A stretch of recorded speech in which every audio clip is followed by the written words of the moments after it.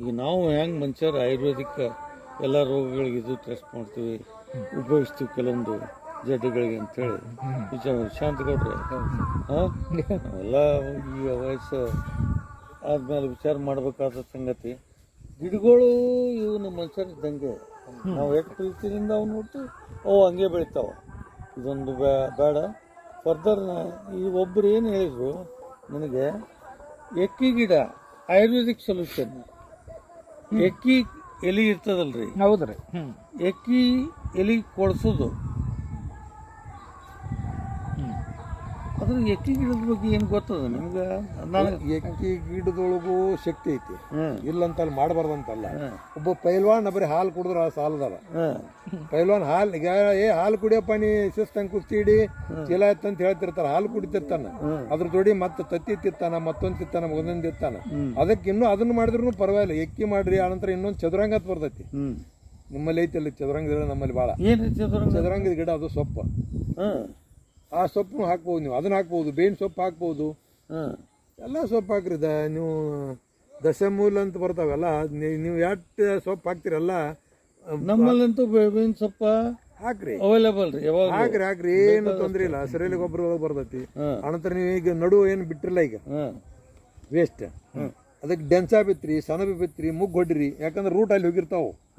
ನಿಮ್ಮ ಬರೀ ರಿಂಗ್ ಮಾಡಿದ್ರೆ ಅಷ್ಟೇ ರೂಟ್ ಇಲ್ಲವು. ಈಗೇನು ಉಳಿದ ನೀವು 25 ಫೀಟ್ ಏನು ಡಿಸ್ಟೆನ್ಸ್ ಬಿಟ್ಟಿರಲ್ಲ, ಅಲ್ಲಿ ಅವತ್ತರ ಬೇರೆದಾವ ಮರಿಬಾರ್ದು ನೀವು.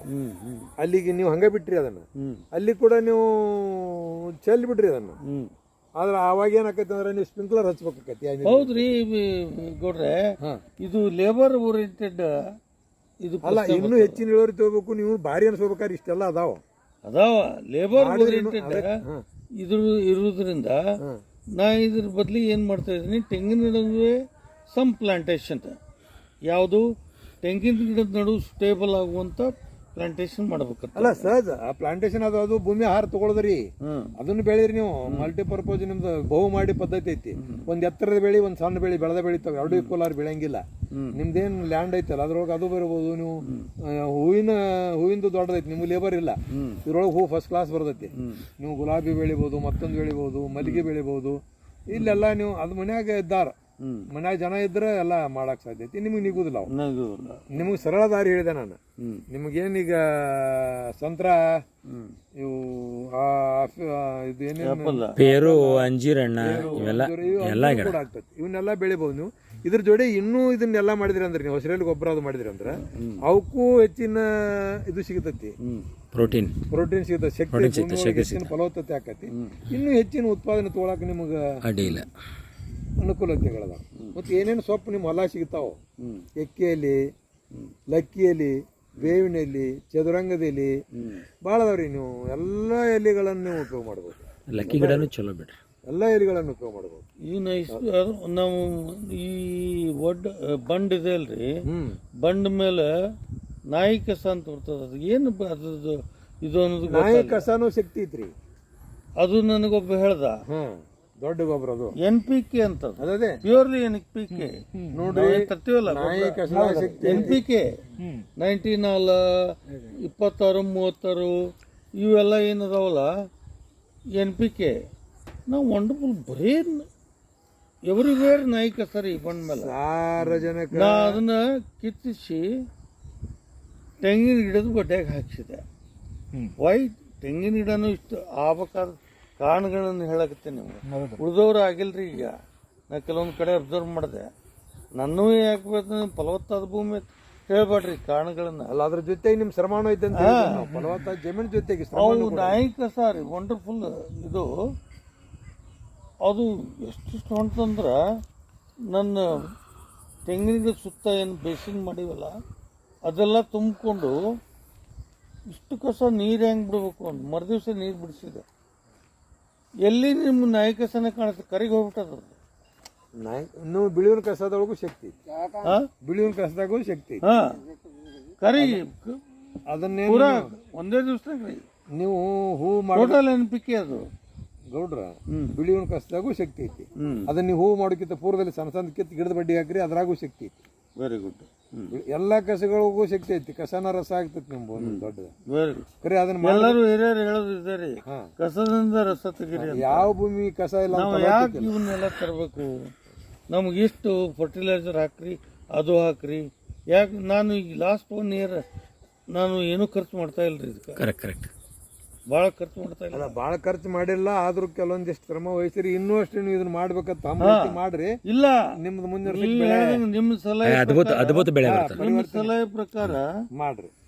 ಒಂದು ನಾನು ಅದೇ ಪ್ರಿನ್ಸಿಪಲ್ ಇಟ್ಕೊಂಡು ಮಿನಿಮಮ್ ಇದು ಲೋಕಲ್ ಇದನ್ನೇ ಇದ್ರೊಳಗೆ ಏನದ ಹತ್ತಿಕೊಂಡು ಅದನ್ನೇ ಹಾಕ್ತಾ ಇದ್ದೀನಿ. ನಿಮ್ದು ಸರ್ಕಾರಿ ಕಾಂಪೋಸ್ಟ್ ಗೊಬ್ಬರ, ಕಾಂಪೋಸ್ಟ್ ಈಗ ನಾನು JCBಲಿಂದ ತರಿಸಿದೆ. ಎಷ್ಟು ವರ್ಷದ ಗೊಬ್ಬರ? ನಾನು ಲಕ್ಷ ಕೊಟ್ಟಿದ್ದಿಲ್ಲ ತಿಪ್ಪಿಯೊಳಗೆ. ಅದ್ರೊಳಗೆ ದೊಡ್ಡ ದೊಡ್ಡ ಕಟ್ಟಿಗೆ ತುಂಡು ಹಾಕಿದ್ದೇನೆ ರೀ. ಅದು ಹೊಳ್ಳಿ ಹಾಕ್ಸಿದ್ರೆ ಡಿಕಂಪೋಸ್ ಪೂರಾ ಪೌಡರ್ ಆಗಿತ್ತು. ಇವತ್ತು ಅದನ್ನೇ ತಂದು ಹಾಕಿನ 15 ತಿಪ್ಪು 1 ಲಕ್ಷ ರೂಪಾಯಿ ಅದಕ್ಕೆ ನಾ ಖರ್ಚು ಮಾಡಿದ್ದೆ. ಆ ತಿಪ್ಪಿಗೆ ನಂದೇ ಮಟೀರಿಯಲ್ಲ, ನಂದೇ ಇದು ಒಂದು 10,000 ರೂಪಾಯಿ ಖರ್ಚು ಮಾಡೀನಿ. JCB ಒಂದು 2 ತಾಸು ಬಂದು ತಿರುವಿ ಹಾಕಂದೆ. ತಿರುವಿ ಹಾಕಿದ್ದು ಯೂಸ್ ಮಾಡ್ಬೇಕು ರೀ. ಕೆಳಗಿನ ಬಾಟಮ್ನೊಂದು ತಿರುವಿ ಹಾಕಬೇಕು. ಅದು ತಿರುವಿ ಹಾಕಿ ಒಂದು ಸ್ವಲ್ಪ ದಿವ್ಸ ಸುಟ್ಟಮೇಲೆ ಅದನ್ನು ಉಪಯೋಗಿಸ್ಬೇಕು. ಮ್ಯಾಲಿಂದೆಲ್ಲ ಕೆಳಗೆ ಹೋಗ್ಬೇಕು ಮತ್ತು ಕೊಳಿಗೆ ಹಾಕ್ಬೇಕು. ಈಗ ನನ್ನ ಮೆಕ್ಕೆಜೋಳ ಬೆಳಿತೀವಿ. ಮೆಕ್ಕೆಜೋಳ ಕಣಿಕೆ ಅದ, ತೊಗರಿ ಕಟ್ಟಿಗೆ ಅದ, ತೊಗರಿ ಹೊಟ್ಟು ಅದ. ನಾವು ಎಲ್ಲನೂ ಯೂಸ್ ಮಾಡೋದಲ್ರಿ ಗೌಡ್ರೆ? ಎಲ್ಲಾನು ಗೊಬ್ಬರ ಮಾಡ್ಕೋಬಹುದು. ಎಲ್ಲಾನು ಗೊಬ್ಬರ ಮಾಡ್ಕೋಬಹುದು. ನಿಮ್ಮ ಪ್ರಕಾರ ಅದು ಕರೆಕ್ಟ್ ಅದ? ಕರೆಕ್ಟ್. ಯಾವ್ದು ಎಲ್ಲ ನೀವು ಎಲ್ಲ ತೊಗರಿದು ಮಾಡ್ರಿ, ಗೊಂಜಾಳದ ಮಾಡ್ರಿ, ಸಜ್ಜಿದ್ ಮಾಡ್ರಿ, ಯಾವ್ದು ಎಲ್ಲ ಗೊಬ್ಬರನ ಎಲ್ಲ ತಾಜನು ಗೊಬ್ಬರ ಅಂತಾರ. ಎಲ್ಲ ಗೊಬ್ಬರ ಅದನ್ನ ಉಪಯೋಗಿಸ್ರಿ ಅಂತಾರ ಅವ್ರು. ಈಗ ನೀವು ನಾ ಹೇಳಿದ್ನಲ್ಲ, ಇವನ್ನೇನು ಮಾಡಿದ್ರಿ ಅಂದ್ರೆ ನೀವು ಸರ್ಕಾರಿ ಗೊಬ್ಬರದ ಖರ್ಚು ಈ ಖರ್ಚು ಒಮ್ಮಲಿಗೆ ನಮಗೆ ಸರ್ಕಾರಿ ಗೊಬ್ಬರ ಏನಕೈತಿ ಲೆಕ್ಕ ಎಲ್ಲರೂ ದುಡ್ಡು ಗೊತ್ತಾಗುದಿಲ್ಲ. ಅಲ್ಲ, ಗೊತ್ತಾಗುದಿಲ್ಲ. ಸರ್ಕಾರಿ ನಾವು ರಾಸಾಯನಿಕ ಭಾಳ ಗೊಬ್ಬರ ಬರಿಸಿದೇವೆ ಅಂದ್ರೆ ರೊಕ್ಕ ಹೋಗಿರ್ತೈತಿ. ಅಷ್ಟೇ ರೊಕ್ಕ ನೀವು ಈ ಕುರಿ ಗೊಬ್ಬರ ಮತ್ತು ಹೆಂಡಿ ಗೊಬ್ಬರ ಉಳಿದು ತರಿಸಿ ನೀವು ಹಾಕೊಡ್ರಿ. ಅದು ನಿಮ್ಗೆ ಆರ್ಗ್ಯಾನಿಕ್ ಫಲನೇ ರೀ. ಆರ್ಗ್ಯಾನಿಕ್ ಹಾಲು ಕುಡಿದ ಮನುಷ್ಯ ಇದ್ದಂಗ, ಆರ್ಗ್ಯಾನಿಕ್ ಇದು ಗುಳಿಗೆ ನುಂಗಿದ ಮನುಷ್ಯ ಇದ್ದಂಗ. 100% ಗುಳಿಗೆ ನುಂಗಿದ ಮನುಷ್ಯ ಇದು ಯಾಕಂದ್ರ ಈ ಕೋಕೋನಟ್ಗೆ ನೀರು ಕುಡಿಲಕ್ಕೂ ಇಂಜೆಕ್ಟ್ ಮಾಡ್ತಾರಂತ. ಅದೆಲ್ಲ ಮಾಡಬಾರ್ದು ಅವನ್ನೆಲ್ಲ. ಹಣ್ಣು ಮಾಡ್ಲಿಕ್ಕೆ ಇಂಜೆಕ್ಟ್ ಮಾಡ್ತಾರ. ಬಂದಾವ್ರಿ, ಹಣ್ಣು ಮಾಡ್ಲಿಕ್ಕೆ ಮಾಡ್ತಾರ, ಇದು ಮಾಡ್ತಾರ, ಅವೆಲ್ಲ ಮಾಡಬಾರ್ದು. ಈಗ ನಾವ್ ಏನ್ ಮಾಡ್ತೇವಲ್ಲ, ಬೆಂಗಳೂರಿನ ಮಳೆ ಇಲ್ಲಿಂದ ಕಾಯಿಪಲ್ಲೆ ತರಿಸ್ತಾನ್ರಿ. ಇಲ್ಲಿಂದ ಕಾಯಿಪಲ್ಲೆ, ವೆಜಿಟೇಬಲ್ಸು ಇಲ್ಲಿ ದಿವಸ ಈಗ ನಾವು ಎವ್ರಿ ಸ್ಯಾಟರ್ಡೆ 10 ತೆಂಗಿನಕಾಯಿ ಅವ್ನು ಕಳಿಸ್ಕೊಡ್ತೀವಿ. ಅಲ್ಲೇ ಬೆಂಗಳೂರು ಸೈಡ್ ಇನ್ನೂ ಹೆಚ್ಚು ರಸಾಯನ ಬಳಸ್ತಾರೆ. ರಸಾಯನ ಬಳಸೋದಲ್ರಿ, ಗಟ್ರದಾಗ ತೊಳಿತಾರಲ್ಲಿ. ಅದಕ್ಕಿಂತ ನೀರೇ ಇಲ್ಲಲ್ಲ. ರಾಸಾಯನಿಕ ಕೃಷಿ ಅಂದ್ರಿ ಮನುಕುಲನೇ ಒಂದು ದಿನ ನಾಶ ಆಗ್ತದ್ರಿ. ಸಾವಯವ ಕೃಷಿ ಮಾಡೋದ್ರಿಂದ ನೆಕ್ಸ್ಟ್ ಜನರೇಷನ್ ಗೌಡ್ರ ಒಳ್ಳೆ ಭೂಮಿ ಕೊಟ್ಟಂಗ ಆತ, ಅವ್ರಿಗೊಂದು ಆಸ್ತಿ ಕೊಟ್ಟಂಗ ಆಗ್ತದ.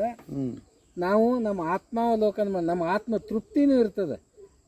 ನಾವು ಯಾರಿಗೆ ಉಣಿಸ್ತೀವಿ ಅವ್ರಿಗೆ ಹೆಲ್ತಿನೂ ಚಲೋ ಇರ್ತದೆ, ನಮಗೂ ಆರಾಮ ಇರ್ತದೆ, ನಮ್ಮ ಲ್ಯಾಂಡ್ನು ಫರ್ಟೈಲ್ ಉಳಿತದೆ.